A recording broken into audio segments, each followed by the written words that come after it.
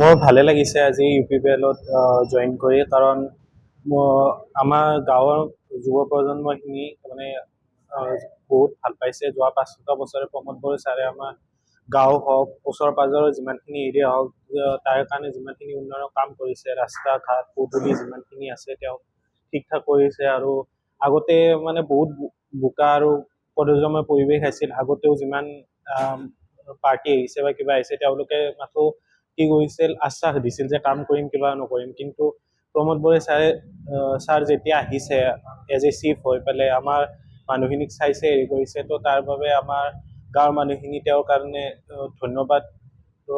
ধন্যবাদ তেখেতক জনাইছে। চ' তেওঁৰ ধন্যবাদৰ কাৰণেই আমি তেখেতৰ যিটো নীতি তাৰ প্ৰতি আমি বহুত তেখেতক ভাল পাইছোঁ। তো সেইকাৰণে আমি নিজে স্বইচ্ছাৰে আমি আহি পেলাই UPPL-ত জইন কৰিছোঁ আজি। তো আৰু আশা ৰাখিছোঁ প্ৰমোদ বড়ো ছাৰ জিকক এইবাৰ, আৰু আমাৰ অঞ্চলটোক আৰু আগুৱাই লৈ যাওক। যিটো 5টা বছৰে যিটো উন্নতি হৈছে আৰু উন্নতি হওক, আমাৰ তামোলপুৰৰ হওক, গেৰুৱাৰ হওক, জাৰগাঁৱৰ হওক। তাৰে উদ্দেশ্যতে মানে আমি গোটেইখিনি যিমানখিনি ইয়াতে আজি যুৱ প্ৰজন্ম আমি আহিছোঁ, তো তেখেতক ধন্যবাদ জনাওক। আৰু এইটো এটা আমাক ধন্যবাদ জনোৱা তেখেতক মানে ইচ্ছাও আছিল। তো আৰু মই ভাবোঁ এইটো এটা ভাল